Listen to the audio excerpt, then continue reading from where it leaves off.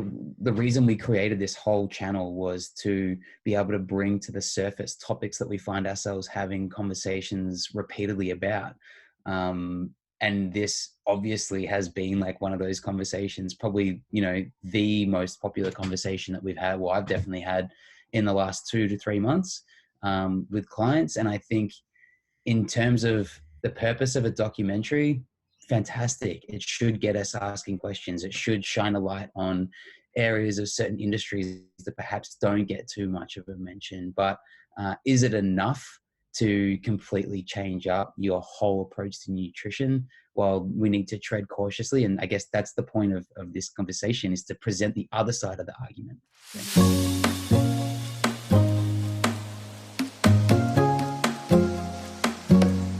All right, so welcome to episode 11 of MTMM Radio.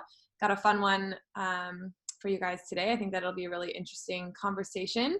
So we're going to be talking about mainly one of the recent documentaries that has come out called Game Changers.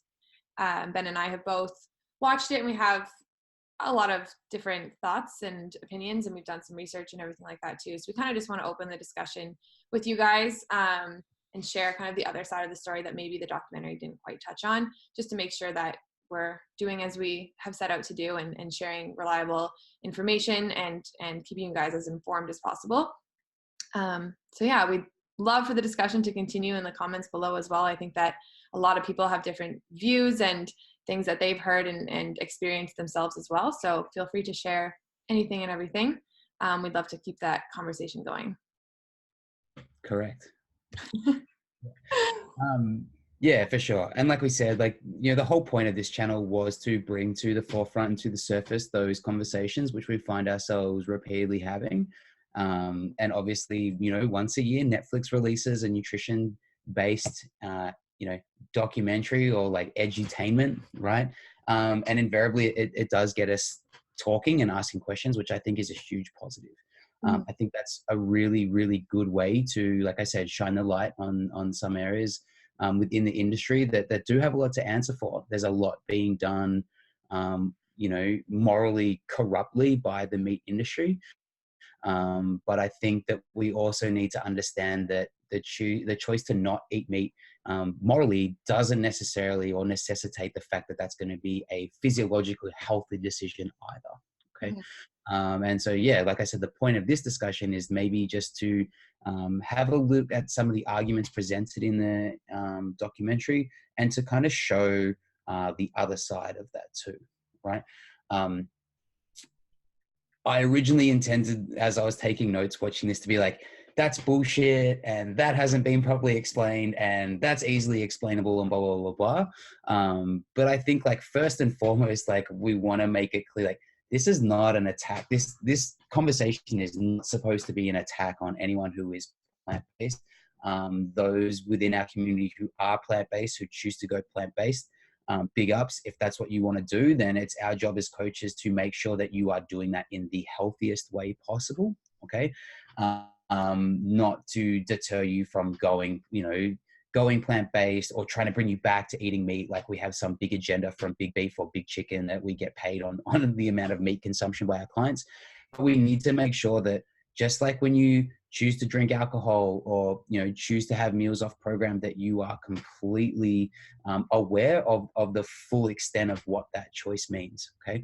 I love Kat doing her masters. For me, it's like the perfect storm. I get all this new information, access to these amazing materials and research papers without actually having to do the crunch work by the deadlines, right? You get to watch that from far. Yeah, exactly right. So I get to hear Kat lament about having to do all the group assignments. But also I get frequently did you know this? Or have you heard this? Blah, blah, blah.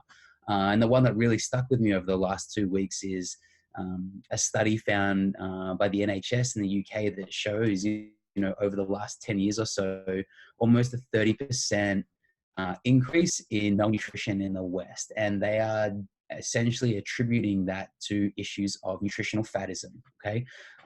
Which something like Game Changers is contributing to, make no mistake, all right? like I said, this is an attack on purely plant-based eaters. This is a bit of a wake-up call to anyone within the community that is considering cutting a huge piece of what we would consider a responsible and healthy, balanced diet completely out of the equation, right? We had the same worrying conversations with clients who want to go keto. We've had the same conversations with people who want to do a carnivore diet.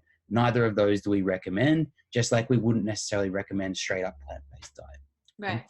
Um, and like we talk about in our seminars as well, is that when we're focusing on protein, for people who do include meat into their diet, it's easy enough to just say, okay, like let's start by focusing on making sure there's an identifiable source of protein in every meal that you're eating. But when it comes to plant-based eaters, there's a lot that needs to go on in the background. Not to say that it's not possible to hit your protein goals, or that it's impossible to be done in a healthy way, but there's just a lot more that goes on kind of on our end, in the back end, making sure that everything is going as it should. Yeah. One of the things that I didn't like in terms of the dichotomy set up by the documentary was it's either you're plant-based or you're carnivore-based, right? And when you're always doing research studies based on consumption of plant versus consumption of sausage meat and hamburger meat, which they use, it's like, we know quality matters. We know quality of protein matters. And we're not recommending that, you know, if you're not eating only plants, that you're eating only meat. Like, it's just not an apples to apples comparison. Okay. Mm-hmm. It's similar to the data that comes from people who go on the keto diet and end up losing a lot of weight and becoming a lot healthier in certain ways. And it's because they're going from eating shit most of the time to being more controlled about their diet, more thoughtful about their diet selections, and in this case, including a heck of a lot more vegetables. 100%. Like, straight up, could we all benefit from eating more plants and vegetables? Of course we could, right? But that's inherently another issue that, you know, is neglected by the film. When you're taking someone who has a crappy diet that's full of like poor quality meat product, processed foods, like the US is a different beast in its own, really, and what it'll do to its meats, and its cheap meats at that.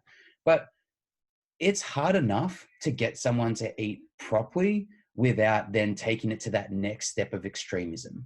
Okay. And that's what we found, that I was upset that we kind of missed the point on there with the documentary, is that there is no discussion of the ability to have a well-balanced diet that is omnivorous in nature. There is an element of plant-based protein. There is an element of plenty of vegetables, but there is also an element of meat, because we know there is benefit in terms of health and performance to eating meat. And if it's hard enough to eat properly the majority of time, then how much harder is it going to be to try to go full vegan or try to go full keto, right? And I think in today's day and today's age, convenience seems to be like the buzzword, right? Like, everyone wants to take the passage of least resistance and be able to do what's most convenient. And I think there's more for us to gain as an industry by making that stable diet of elements of both, of having your meat-based proteins and your plant-based proteins, and drinking more water and eating more vegetables in general, and making that more, not just appealing, but accessible, than there is the need to promote this guilt trip of like animal slaughter, right?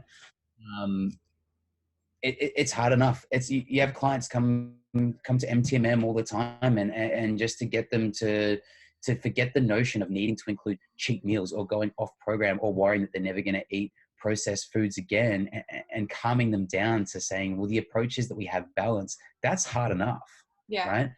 And the other issue that this raises, and this is to go towards that malnutrition study as well, is most people, something like Game Changers is going to be the extent of research that they do, right? And you can do plant-based incorrectly and unhealthily, right? So if all your research is going to be watching a documentary that's published on the views and generate some sort of what's the word I'm looking for? Controversy, right? With publication, that is a very dangerous road to go down. You know, I've had a number of clients who have said, you know, I watch Game Changers and I want to chat through the idea of going plant-based, and I'm more than happy to have that conversation. But if you really want to do it, you need to read this other research and make sure that you've incorporated and understood these facts and, you know, these potential like downsides of going plant-based.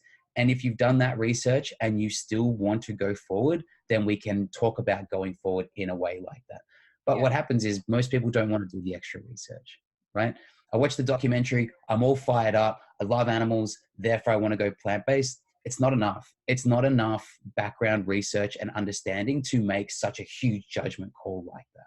Right. Okay. And maybe before we get into, maybe we can touch on a few of the claims that were made in the documentary, but back to your point of the extreme diets and how those are almost appealing to people because they are so extreme. I think it's because there's so little that they need to focus on. I mean, yes, it's a big deal to take out carbs out of your diet or completely eliminate any animal products from your diet, but it's a simple concept for people to grasp. And what we do in terms of coaching is really complicated. Like there's a lot that goes into it. And I think that that's overwhelms people quite often. And they think that it's almost too difficult to kind of have the best of everything, right? So it's just a lot easier and more appealing for them to think, okay, I'm just going to cut out this food group entirely, and that's what's going to help me achieve my goals. And in a lot of the cases, it does for a certain amount of time because they are, like we said, they're changing their diet. They're now being a little bit more restrictive. They're cautious of what they're putting in their mouths and on their plates. So I think that that's an important point to make as well. Yeah, for sure. I mean, how many vegetarians do you know that just like load up on bread and chips and ice cream, right? Like, okay, fantastic, you don't eat meat, but like if your body composition is not improving and neither is your energy and neither is your neither is your athletic performance, right? Or your biomarkers, you've probably, you know, you're working the opposite direction there, right? And like we said, it's hard enough to just like do things properly without needing to take it to the extreme all the time. And the majority of those that do take it to the extreme, that end up not being able to follow it because it's not sustainable long periods over time, end up reverting back into a much worse position than when they started, right? So I think the first point that we want to make is like, if you're making a moral decision to not eat meat, that's fantastic. And for those of us that continue to eat meat, is there a moral obligation there to make sure that you're taking onus of like, you know, the meat produce that you're buying, how it's farmed, how it's sourced, where it's coming from, what kind of conditions the animals are kept in, what kind of conditions the farmers are treated with too, right? And the practices they're using is sustainable for the environment. That should be a no-brainer.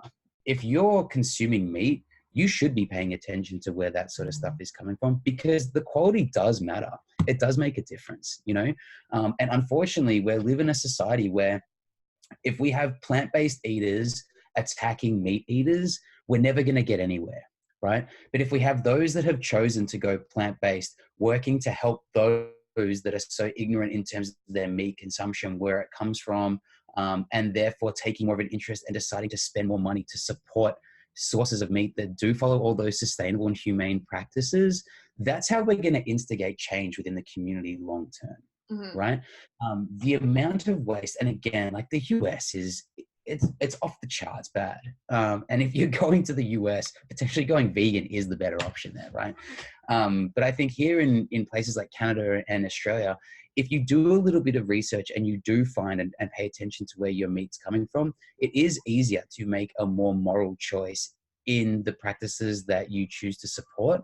And unfortunately, in a society that we live in, we can protest and we can demonstrate, but what really invokes change within the community is where the dollars are being spent, right? So if you want to take a moral stance on where your meat's coming from, then be prepared to spend a little bit more on your meat, which probably means you're going to waste less, right? Which is another huge positive, to ensure that you're supporting those companies that support those, you know, more expensive but more sustainable and moral sources of farming, right? That's the first step. For somebody who would have no idea what to look for in a grocery store or where to go to find their meat, what are some like takeaways that if people are trying to look to be a little bit more morally conscious with their meat selection, what should they be looking for? I think the first thing you want to do when it comes to your meat is, you know, try to avoid buying from grocery stores, from Costco, you know, your grain-fed, caged, all that sort of stuff. Like those are warning signs. Okay. If you're really serious about it, go and suss out, go and chat to your local butchers, like go and ask them about where they get their meat from. We used to have a fantastic setup with the boys from Barons of Beef in Canada.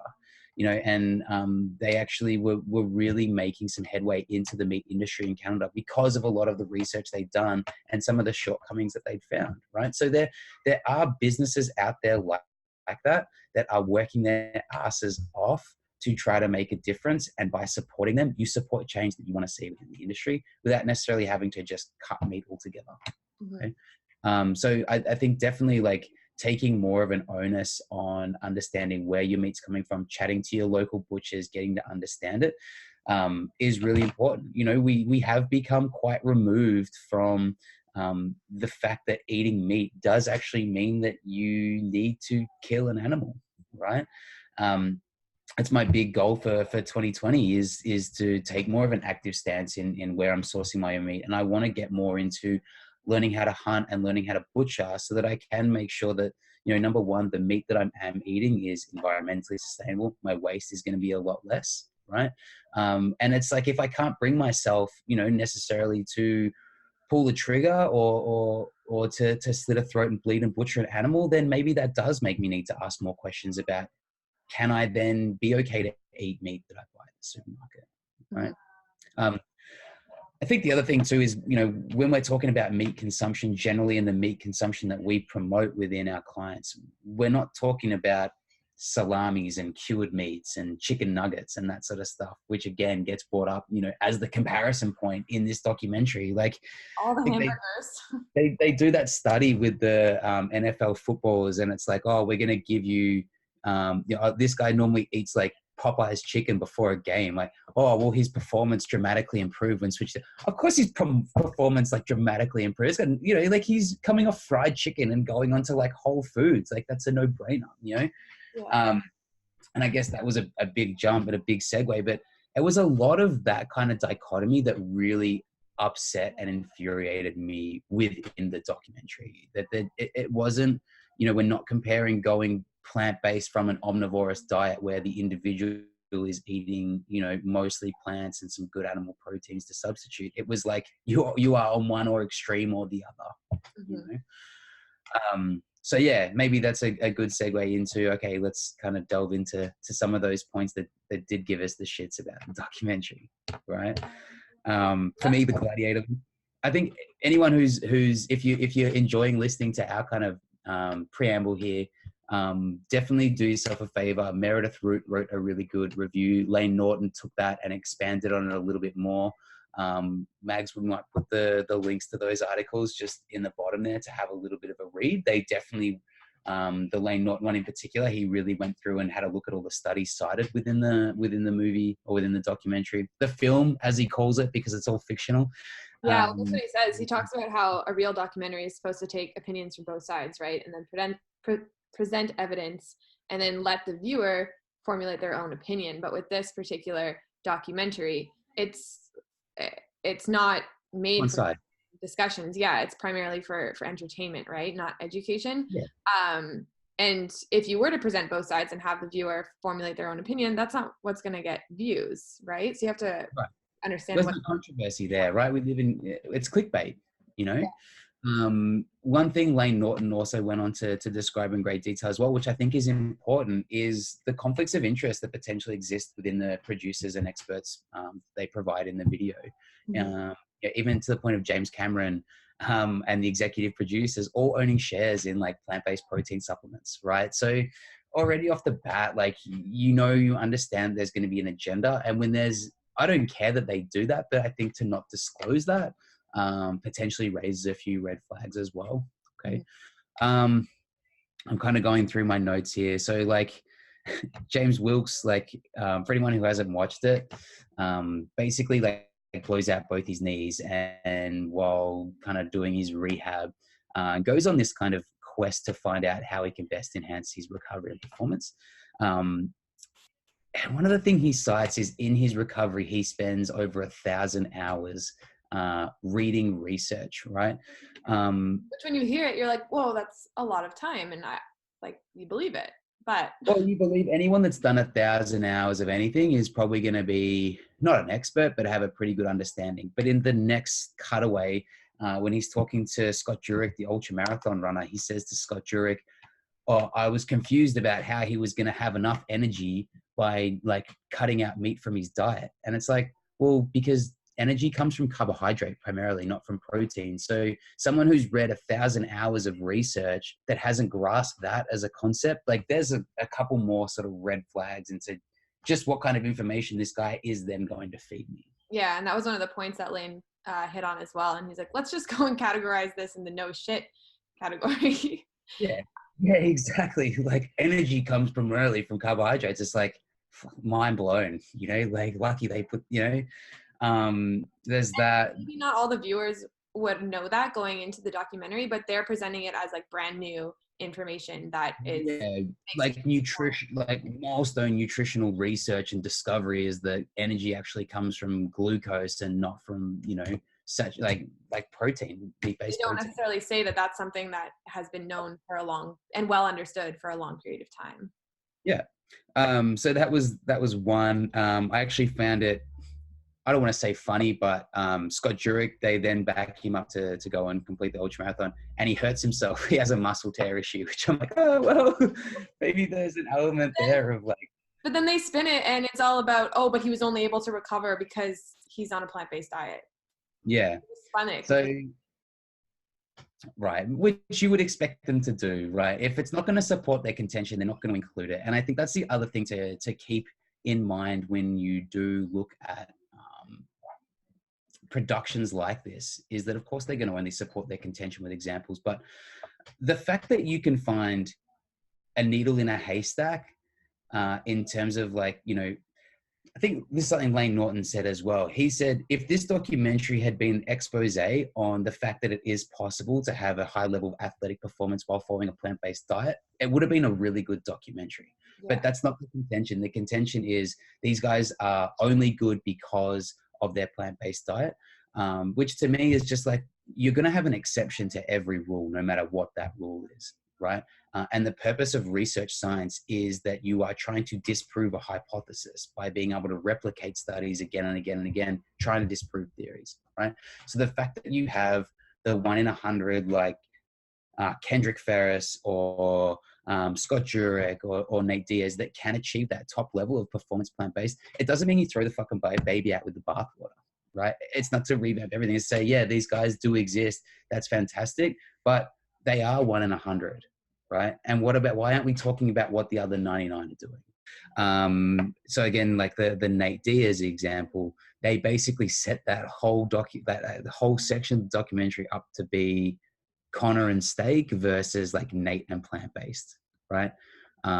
Nate Diaz is like not undefeated, right? So presumably, like if that was true, everyone that beat him must be plant-based, he also lost his last fight to someone we know is not a plant-based eater. So is that to say that like in the end meat won out, right? Probably not. That'd be a stupid assumption to make. Can you improve your performance by, paying attention and understanding nutrition? Of course. And if everyone out there, just like James Wilkes, is still like unbeknownst to the fact that we derive energy from carbohydrate and not protein, and therefore before working out and before requiring athletic performance that you would eat a meal that's heavy in carbohydrate and not protein, in particular fatty protein, which like most meat can be, then like maybe we need to really dial back and have those real basic understandings and another conceptual fundamentals chat about nutrition before we watch this film, right? Says Nate Diaz, Scott Jurek, we talked a little bit about the Patrick Babbelman, the elite powerlifter. The record that he set is a record that's been broken. You look at the guys at the top of that sport now, none of them are plant-based. They dragged Arnie in as well. Again, like we're talking about someone who is, an enhanced athlete now in his 60s and making adaptation. That's a completely different conception as to someone who is trying to make it to the top in bodybuilding, right? Once you start bringing enhanced athletes into the conversation, you are like having a different conversation that's no longer about meat protein versus plant protein. And Patrick Babbelman, he falls into that category as well. And it's like most people understand Arnold's history and the things that he has taken, the enhancers, but they still didn't disclose that in the documentary. There was no mention of it. Support their contention. Yeah. Right. Taking beet juice increased athletic performance. It's fast acting glucose. Like, of course it did, right? Like, there was just a lot of moments where I'm like, as a practitioner, this is frustrating because I'm so much more aware of how many more views that production is going to get than this, right? How many more people are going to watch it on Netflix than are going to actually like work with a nutritionist and really deep dive to understand the full extent of the decisions. And so that's what I find frustrating. And, you know, we had that chat about fat burners and waist trainers and like templated like cookie cutter meal programs and stuff like this doco. It falls into the same category, right? Where it's, for the majority of people, like, this is the extent of the education and the stance that they're going to take on their education as far as changing up their whole diet perspective, right? And towards the end of the film too, when they were summarizing one of the, I think it was the firefighter study that they were doing, the guy who was talking about the results, he was saying how everyone's levels improved, and how overall health has improved because they were following a plant food predominant diet. And I feel like that one line, like plant food predominant diet, yes, that's always going to improve your health, right? Including more plants and everything like that. But it doesn't necessarily mean that you have to cut out all of the meat. And I think that they didn't even touch on that. All they talked about in that study was, okay, they were eating meat and now they're not eating meat. And that's what we're basing all the results off of, not what else changed in their diet, right? Now that they're focusing on their diet and have something to focus on, what else are they doing in terms of activity? Or are they getting better sleep? Are they drinking more water? All of these things were just never mentioned. Well, you look at an NYC firehouse and the extent of like probably the cooking capability of the people in there that are preparing meals. You're going to be eating like a ton of like pastas and pizzas and stuff like that. That's quick and easy to assemble, right?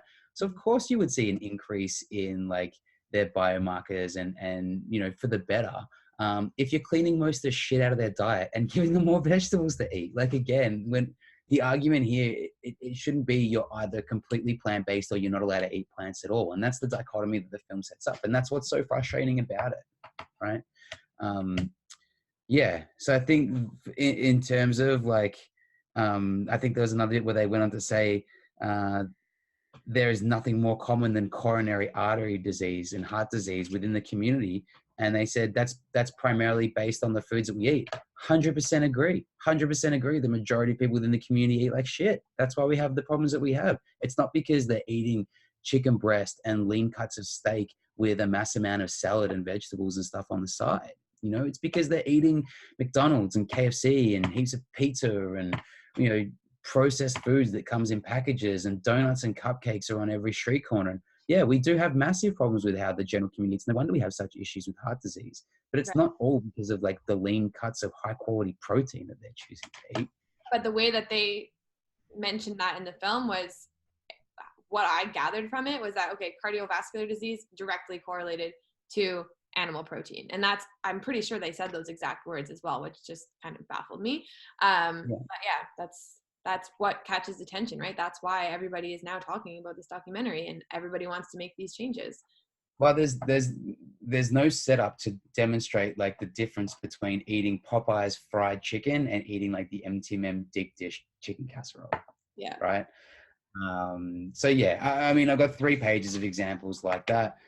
If you want more of those examples, I think like reading, you know, the Lane Norton overview is a really good way to go through it. But for the most part, in summary, like if you're watching this documentary and you want to make changes of this kind of nature to your diet, start by taking smaller steps, start by paying more attention to where you're getting your protein, start by increasing your vegetable, you know, the amount of veggies that you're eating in your diet. There's also no mention that most people, you know, or a great percentage of the population actually react quite badly to mass amounts of black beans, legumes, peas, all those kind of like vegetables that are protein sources for our plant-based eaters. Can actually lead to great, you know, they did that whole thing on inflammation as well, but like how much inflammation do you see from like beans and legumes in mass amounts, right? So there definitely is a way to go plant-based that is healthier in nature than simply just to cut out meat. And I think if you are seriously considering going vegan or vegetarian, that it should be a stepping stone process and approach, and that you should be reading the full extent of the research and understanding the other side of the coin. Okay. Things like vitamin B12, leucine is an amino acid. Like you do need to be supplementing if you are going to be on a plant-based diet, without a doubt. Mm-hmm. Yes. Well, we'd love for the discussion to continue in the comments. Like we said, if there's specific points about the documentary that you want to know more about, feel free to reach out. We'd love to chat. Yeah. Yeah. Continue the conversation. Yeah, definitely. But yeah, I think, this is going to be a point that continually comes up, and every year Netflix is going to continue to provide these kind of examples and features. And I think it's, like I said, fantastic for generating discussion and shining a light on different areas within the community that need focus. But like, if you're going to take a documentary at face value and change your life, you probably want to steer clear of watching something like produced by the Flat Earth Society and that sort of stuff too, because it's, to me, the preface is the same, right? You can watch something like a Flat Earth Society documentary and just be like, this is preposterous. But all of a sudden we start talking diet and nutrition, and people start taking it as inherent gospel, So just be careful. There's an agenda. There's always agenda with something that someone's getting paid for, right? There's always going to be an agenda. Yeah. Well, thanks, Ben. Thank you, Maggie. Next one. Getting more excited. Yeah. All right. We'll catch you in the next episode.